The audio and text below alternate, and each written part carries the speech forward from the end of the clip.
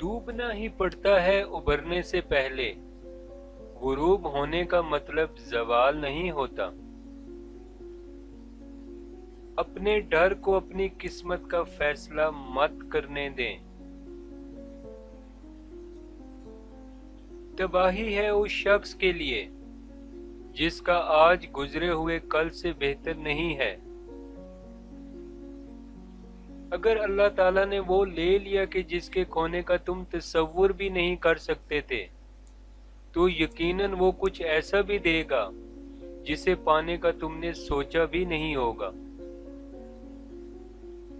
जिसने इल्म हासिल किया और अमल ना किया, वो इस आदमी की मानिंद है जिसने हल चलाया और बीज ना बखेरा।